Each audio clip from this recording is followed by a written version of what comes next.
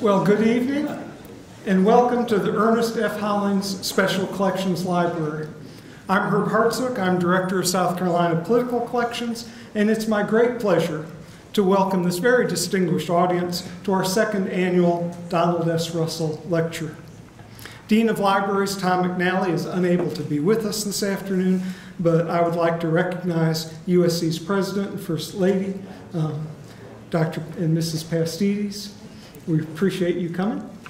The Russell Lecture was created through fundraising efforts of the USC class of 1956 on the occasion of and in celebration of their 50th reunion. One of the co-chairs of the class of 56 committee, Flynn Harrell, was supposed to be with us tonight, but I have not seen him and do not see him, but he may be one of the people trapped in traffic.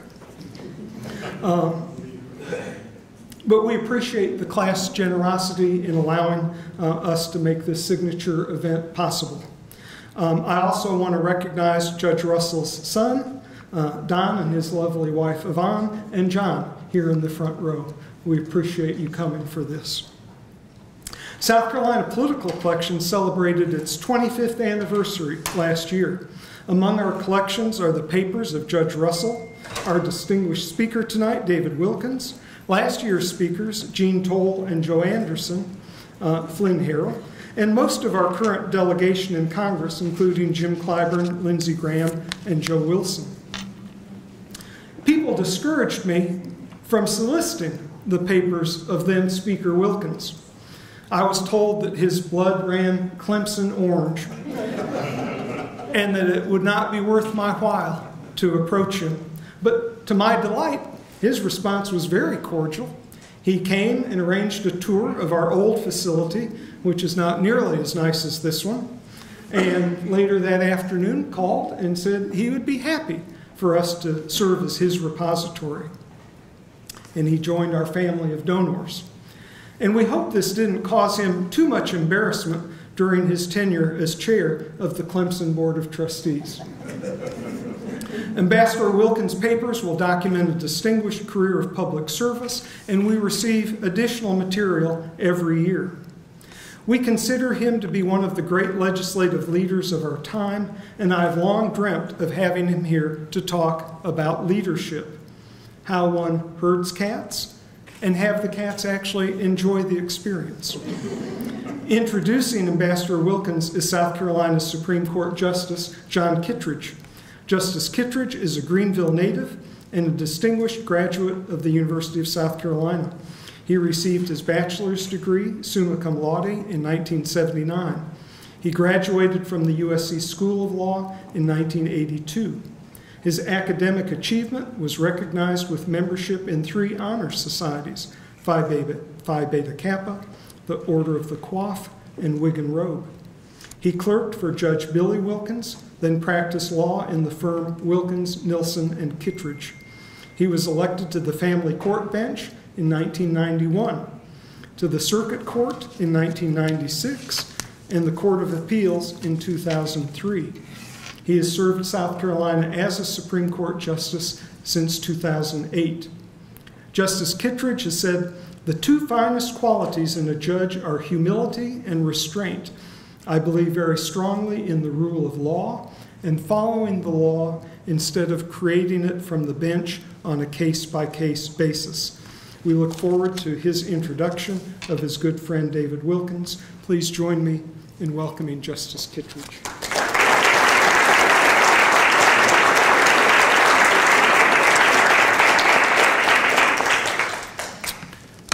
President and Ms. Pastides, good evening.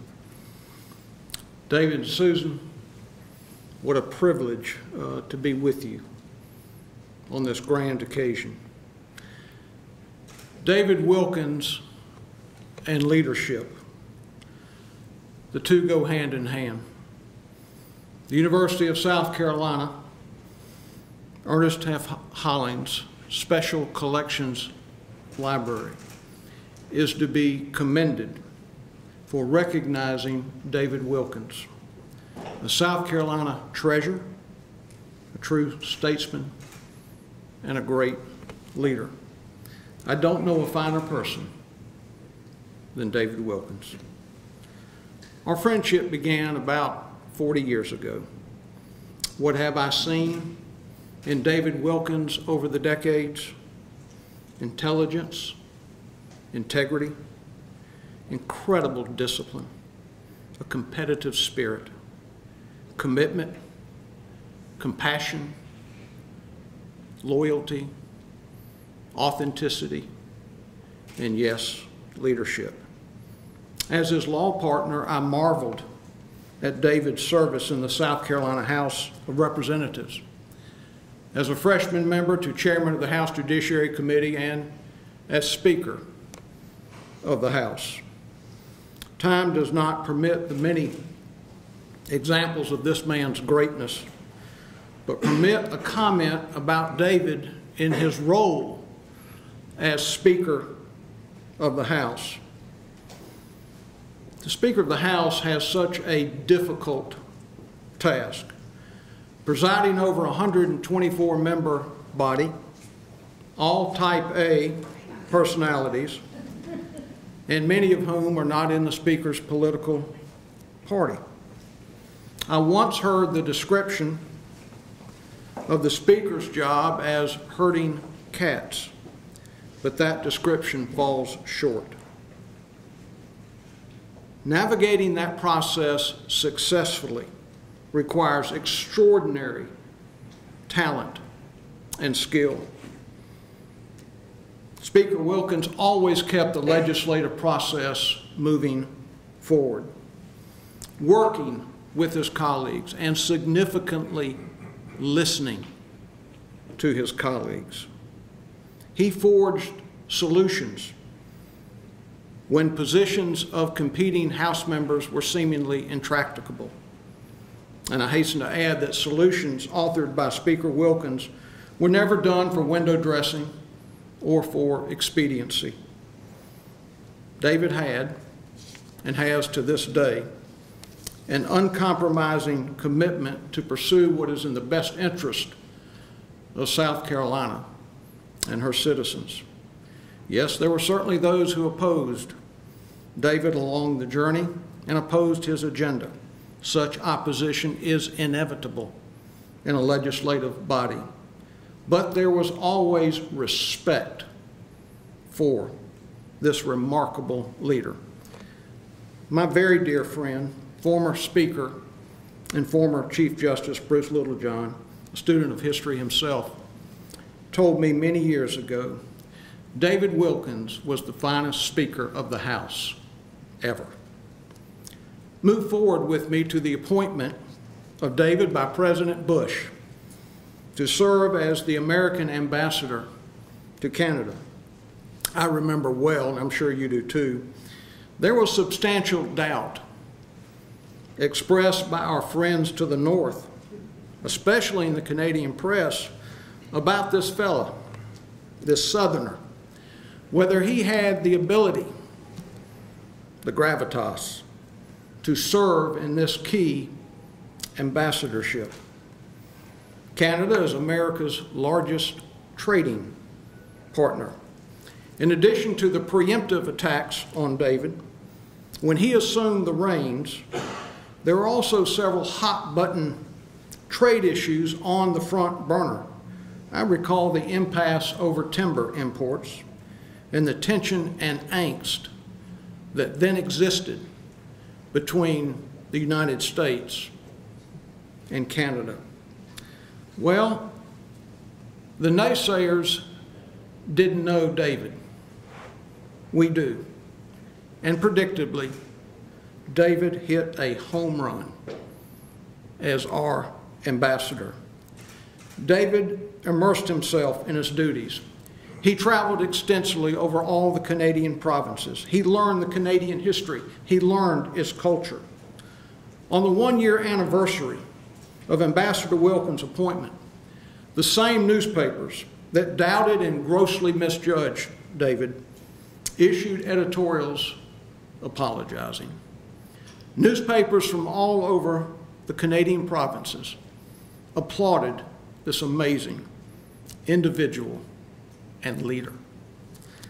In every chapter of his life, David has succeeded. Yet we all know people who've had success and a great deal of success. What sets David apart? Why do his leadership attributes seem to transcend others? I don't pretend to know all the answers. I'll offer two thoughts. First, I'm reminded of a verse in the Bible which is good advice for us all. It comes from the book of James. It's an adage which David has lived. It says, "Be swift to listen, slow to speak, and slow to anger." There's something else about David that's always meant so much to me. His character matches his reputation. Reputation's what others think of you. Character is who you really are. We all know people have pretty good reputations. They work hard at getting a good reputation. And then you get to know the person. And more often than not, we're a little disappointed because we see a disconnect between one's reputation and who they really are. But when reputation and character are one and the same, that's something very special. That's authenticity. That's David Wilkins. Authenticity coupled with a great intellect, a commitment to service, and a commitment to excellence. These are the qualities that set David Wilkins apart and why he is recognized as one of South Carolina's great statesmen and leaders. Ladies and gentlemen, I present to you the Honorable David H. Wilkins.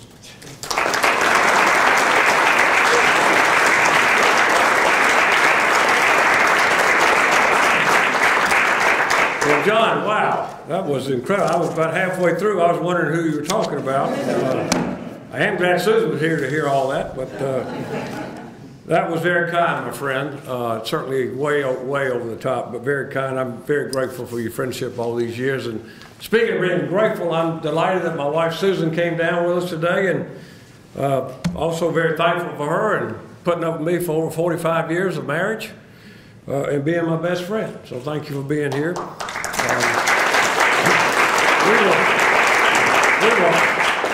We were on well, first of all, when John mentioned Canada, the folks in Ottawa will still tell you Susan Wilkins is the best ambassador the U.S. ever sent to Canada. They like me okay. They loved her. I promise you that.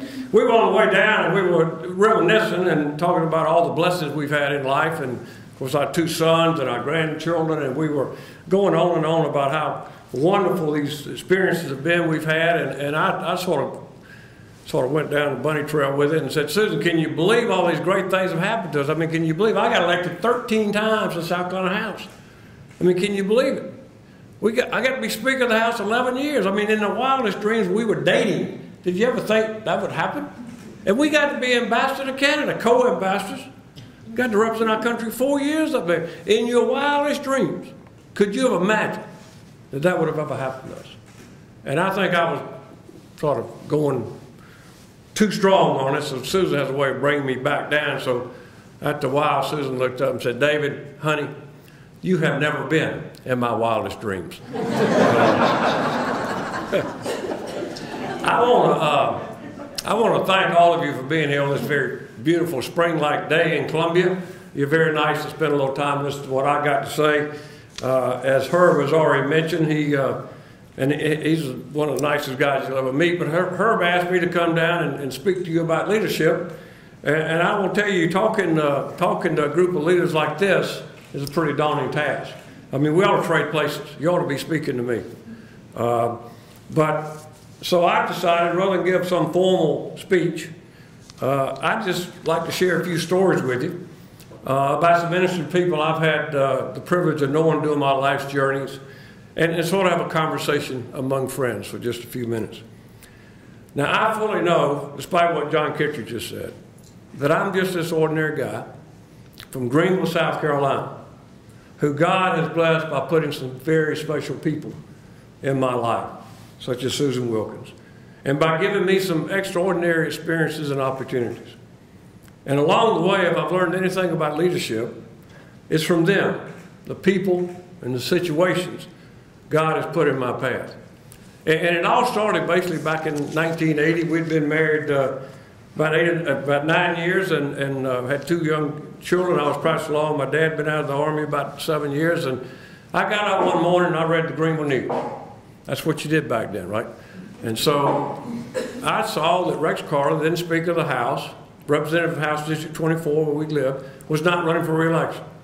And I decided at that breakfast table that morning by myself reading the paper, I, David Wilkins, who had never been elected to homeroom president or treasurer of his homeroom or been involved in any politics whatsoever, that I was going to run for South Carolina House. And I told Susan. She thought I was joking. I called my parents. They thought it was absurd. I called my brother. He thought it was ridiculous. So bolstered with that strong family support, I was over at my best friend's house that night planning the campaign. Told Susan to look, just let me go 2 years in the House, help me win, which she did. We didn't know any better. We thought we could win, even though it was a Democratic district, and we won. And I said, let me serve 2 years, and I'll come home. And obviously, I served 25 years. And during those 25 years, I had the privilege of knowing a lot of wonderful people and serving alongside a lot of dedicated public servants like Joe Anderson and John Russell and Gene Toll and a number, probably more in here that I'm mentioning. But I also served with some great governors. First governor I served under was Dick Riley, who was my constituent in House District 24. And I'm grateful for my friend and colleague at Nelson Mullins and for all his service to our state and our nation. Also, I'm very grateful for his successor, one of my true mentors in the political arena, Carol Campbell. And I think what Governor Riley did for education with EIA, Governor Campbell did for economic development by landing BMW and really igniting our state's economic engine. So over the course of my 5 years as Speaker, I served with, 11 years as Speaker, 25 years in the House, 11 years as Speaker. I served with 3 governors, Governor Beasley, Governor Hodges, and Governor Sanford. And it's always natural doing the legislative and executive branches have some competition and to have some conflicts. And I had my share of legislative battles. Perhaps none more infamous than when Governor Sanford brought his 2 friends to the House one afternoon, pork and barrel. I think we should have renamed them Gran and Stan, but I remember that very vividly.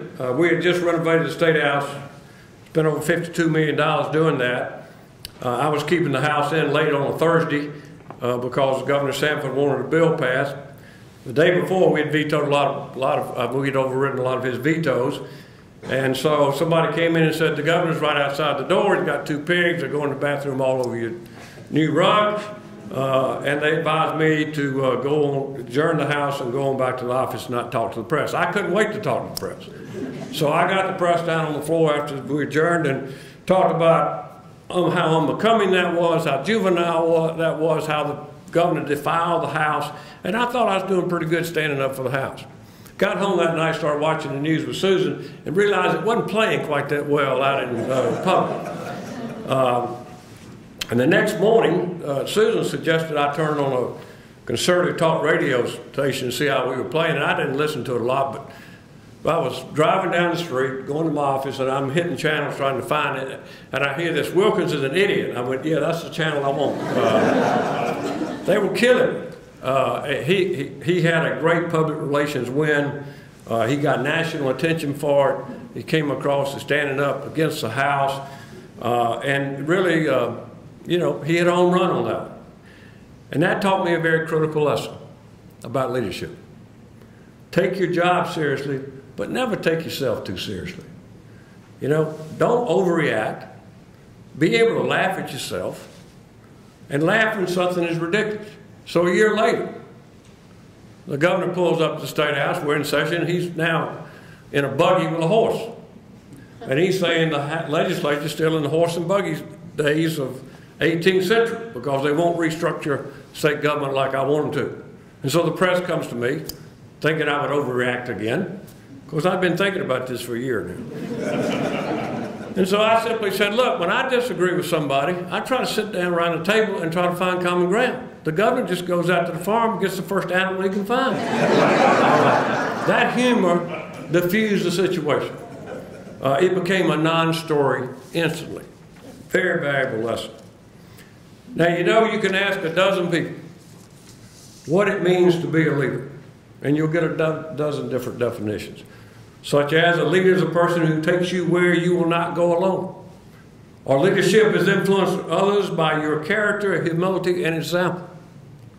And leaders come in all forms, with many different styles, but you always know one when you see one. We all saw it in Governor Nikki Haley and Mayor Joe Riley during the dark days after the horrific Charleston shooting in 2015. Back in 1989, we saw those amazing qualities in Governor Campbell in the lead-in and aftermath of Hurricane Hugo. And we certainly saw them in President George W. Bush in the wake of the September 11, 2001 terror attacks.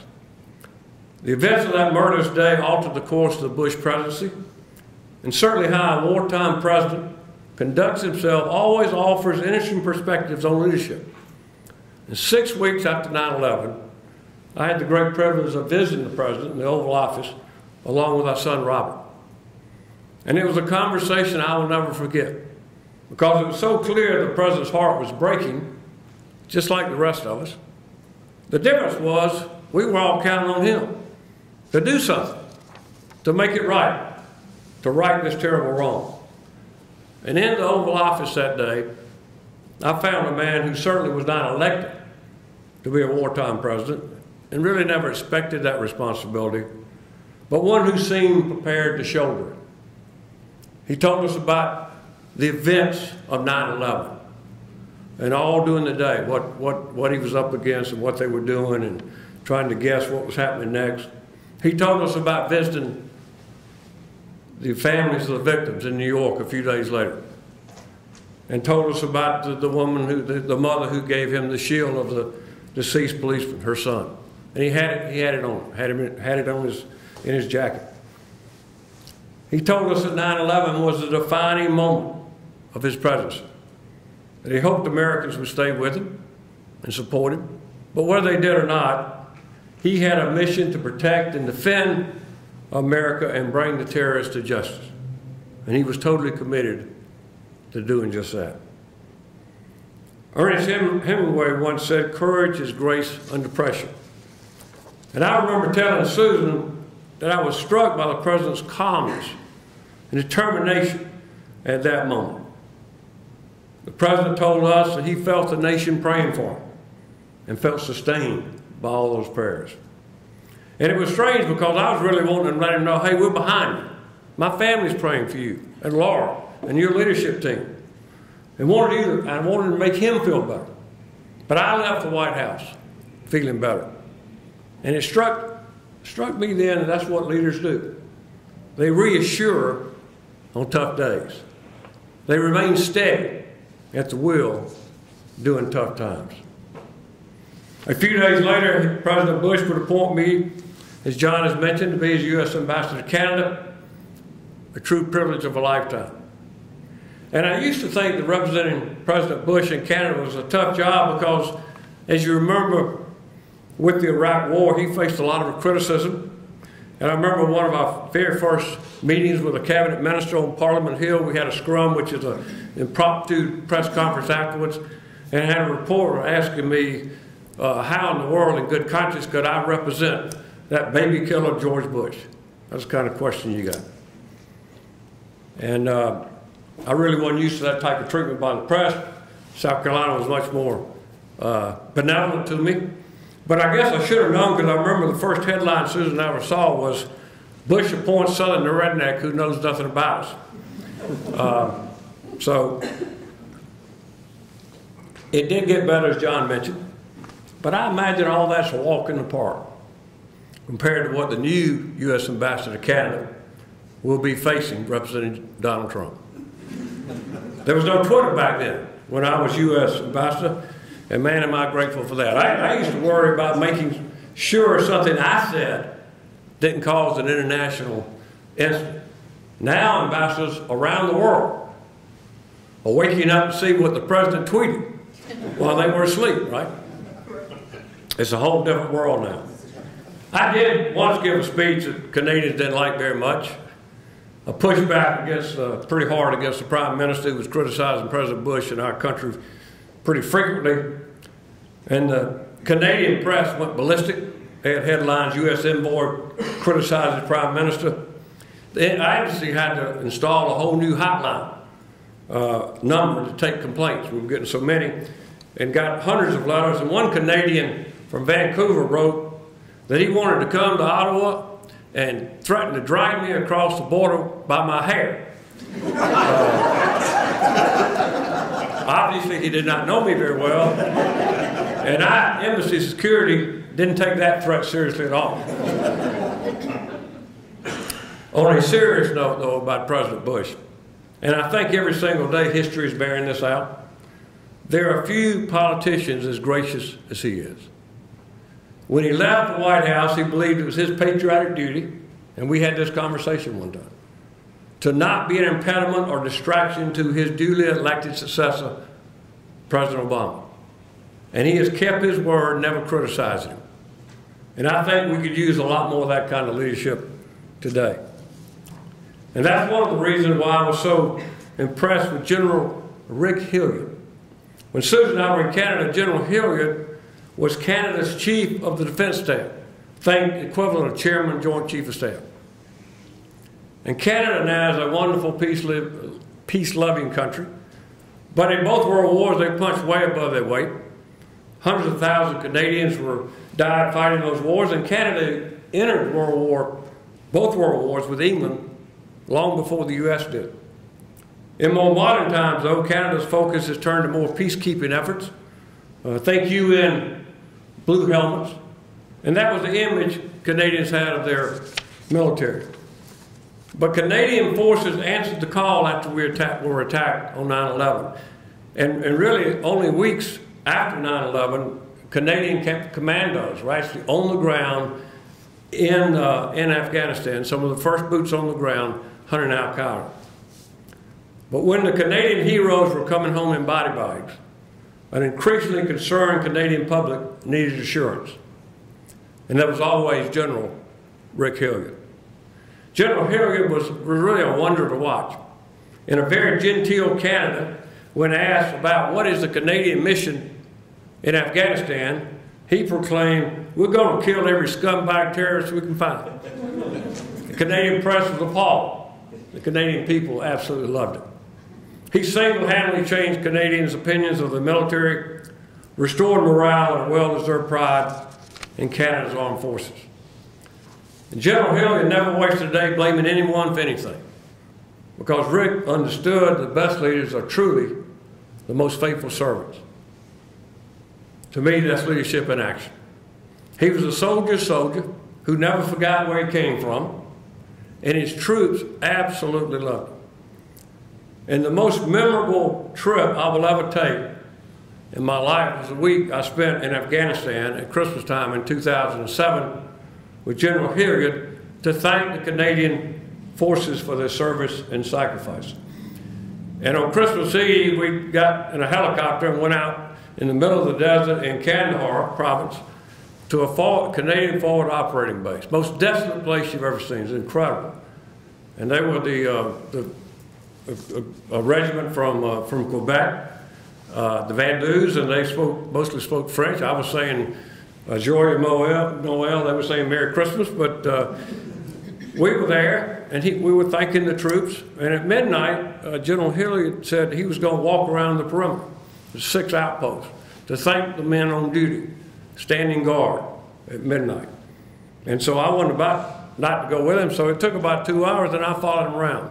And it was the most incredible thing you've ever seen. He went up to each man, thanked him profusely, had a conversation with them, and I am convinced that when he left, each individual he talked to was convinced they had the absolutely most important job in the Canadian military. It was an incredible inspiration and a great lesson to me. I also got to spend time on that trip the next day, Christmas Day, with a true patriot, one of all. I knew him as a well-respected member of the House and the minority leader, but James Smith was on duty in Kandahar in Afghanistan then, and he came in and we spent Christmas Day together. And when he came in to see me, he wasn't minority leader James Smith, he was a warrior and a real patriot. And it was an incredible bonding experience that we had over there. Now, General Hilliard lights up every room he walks into, and yet it was another Canadian who has left an unshakable imprint on my mind and my heart, and I want to share that with you. And it all started when he showed me his arm on one snowy night when I gave a speech to a synagogue in Ottawa. 72585, the number the Nazis cruelly carved into his forearm when he was a teenager. Mr. Shintow lost his entire family in the Nazi death camps. And in April 1945, he was a teenager at Dachau on the verge of starvation when the Americans liberated the camp. He says that when the tanks rolled in, one of the GIs offered him the only thing they had to give away, a stick of gum. And to this day, Mr. Shintow says he still has dreams about that American soldier. The face of an angel, he describes it. And I wish I could convey to you how much my friend David Shintow loves our country. He's in his 70s, he's in his 90s now. He's got this little dynamo of a wife named Rose, and they've lived a wonderful life in Canada. But they've dedicated it to going into classrooms and parliament buildings and civic halls and the U.S. Embassy, anywhere where folks will listen to him. Mr. Shintow relives his horror again and again because he knows history forgotten is history destined to be repeated. Mr. Shintow reminds me that leaders don't always come draped in flags or medals like presidents or generals. Sometimes leaders are born with the deepest wounds. Their scars, like Mr. Shintow's tattoo, a testament to their survival. They become leaders in hopes of helping others avoid the place they've been. And so they shine a light in the darkness. Other leaders rise to the top simply because there's a need, like policemen or firefighters or EMTs do every day, like Nikki and Joe did in 2015.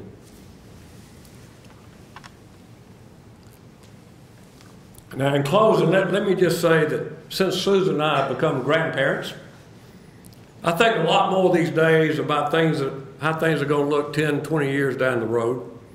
When I was speaking to the House, I was a U.S. ambassador like so many of you and so much on my plate, it was hard to think about next month, let alone 20 years down the road. But more and more, I'm thinking about that.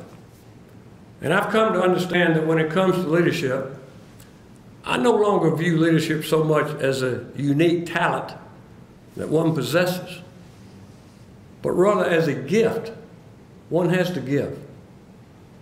And sometimes leadership is about finding compromise and common ground. Sometimes it's about giving no ground at all and inspiring others to join you right there. But more than anything else, I think leadership is having the wisdom and the courage to know the difference. So to all of you leading wherever God has planted you, thank you for sharing your gifts with our state. And thank you for being so gracious and listening to me. And may God bless South Carolina. And I'm happy to take any questions.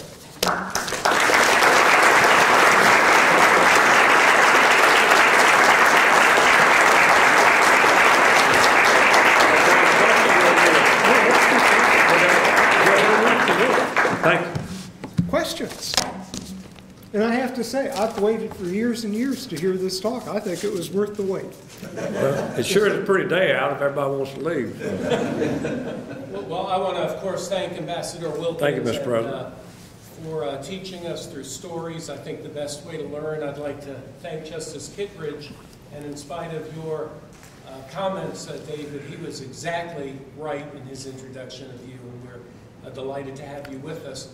I guess my question is whether leadership can be taught or developed, or is it something you're born with? Because we care deeply about our young people at our universities, and we want to create better leaders. So is it something that in college one can hope to teach or inspire or develop, or is it something you have, in your DNA? Harris, you probably know that better than I do. I think it's probably a combination of both. I do think they're probably born leaders. I don't think I was.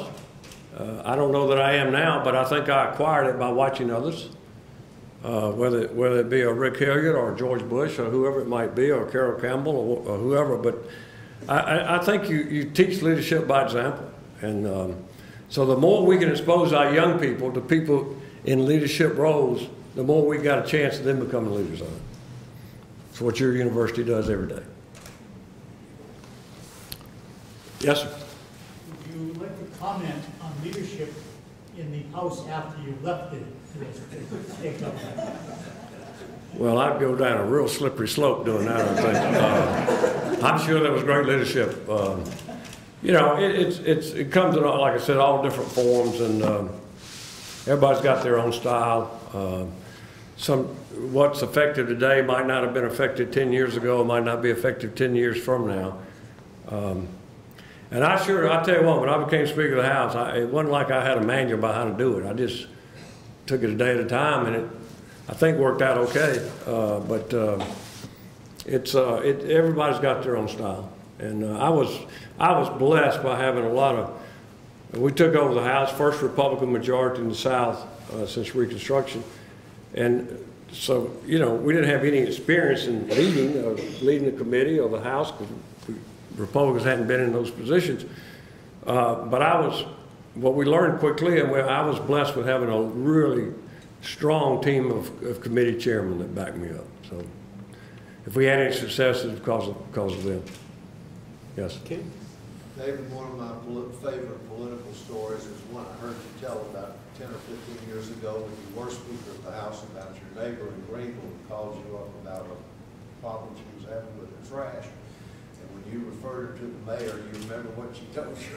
Yeah, don't start that. I said, why didn't you call the mayor, your city councilman? She said, I didn't want to start that high up. You got a good memory. Madam Justice. Old friend, you are so renowned, both in the United States and in your second home, Canada, for your deep understanding of the economy of the two countries. What's your predict now about the relationship between Canada and the United States? You have a young, interesting new president, and we, of course, have someone who's got a lot of business experience, but some concerns about our trade policy. What's your cut on where we are now with the United States and Canada? Well, number one, I think ultimately, I still get asked a lot when Prime Minister Trudeau visited the president, 10 days ago or so. I think I did about 20 Canadian interviews because they're just anxious for what somebody else's take that's been there, been at the first meeting like I was with Harper and Bush and that sort of thing. And I really think that this new administration is going to be very positive for Canada. It's going to be all about jobs, creating jobs, and when our economy does well, usually the Canadian economy does well. But I will tell you, there's a lot of angst in Canada right now, a lot of anxiety, a lot of concern. A lot of concern about tearing up NAFTA, and I think now they understand that there will be negotiation on NAFTA, but NAFTA is not going to be rescinded or withdrawn. And then there's a lot of talk from the House Republicans about comprehensive tax reform, lowering our corporate tax rate, and to do that, and to be revenue neutral, you got to make up the revenue somewhere, and there's a proposal of a border adjustment tax. And Canadians are very concerned about that because 75% of the exports come to the U.S. So they're watching what happens in Washington every single day right now. You go into Mexico. I got the chair of a North American competitiveness task force from the Bush Institute over the last year or so, and about a week after the election, we met about 40 of us with President Bush, and about a third Canadians, third Americans, third Mexicans. The Canadians were concerned. The Mexicans were absolutely, I don't want to say suicidal, but they were incredibly nervous about what might happen. And so we just got to work through all that. I mean, obviously, we need to we've got a great partner in Canada, and we got to, I think Trudeau and Trump had a great meeting, and I don't see any reason why. Trump gave them KXL pipeline second day in office after they had languished on that deal for 7 years under Obama. So there ought to be some things they can be very thankful for immediately, and that's one of them. Yes? I'd like you to comment on the question of whether or not candidates for public office can use campaign funds and campaign advisors to create a false persona where they present the appearance but not the substance of leadership ability. I've seen some evidence of that in South Carolina. Well, I mean, I don't know how you prevent that. I guess it's all up to us to be good citizens and learn as much as we can about each candidate before we go cast a vote. But, you know, campaigns, campaign spending, campaign advisors, that's not going away. That's the name of the game now, and certainly with the Supreme Court decisions of several years ago, there's even more spending, independent spending for campaigns than there ever has been. And I think that's the world we live in right now. Canada, oddly enough, has a limit on campaign expenditures. It's limited on what you can give, and it's limited on what you can spend as a candidate. And they don't allow the they don't have the freedom of a third party organization in being as involved in campaigns as we do. Okay, yes. Can I ask you a question that's really much more local politics? There's a cartoon over there that which one? Describes sort of the patchwork nature of districting. Yes. The patchwork quote. Both the state party chairs, Republican and Democrat alike, Matt and Jamie, think that there should take the redistricting out of the hands of the legislature and put it into a neutral commission. What do you think about that? In order to get much more competitive races around the state rather than so many sure things. Well, I'm not sure you could ever take the politics out of that. And obviously, with the legislatures doing reapportionment, there's no question there's a degree of incumbency protection involved in that process. But the practical thing is the federal courts, and Joe Anderson can tell you this better than I do, federal courts end up drawing them most of the time in most states because there's usually lawsuits, and they end up going to court. And of course, if you pass the plan, maybe you go into the litigation in a little better position than if you're challenging it. But still, it's, you know, I was involved in, gosh, I don't know how many reports, but I remember going to federal court at least 3 times and testifying. So I do know we end up, but I don't, Charles, in a perfect world, that sounds like a great idea. As a practical matter, I can't ever see that happening in South Carolina. We good? Thank y'all so much for spending time.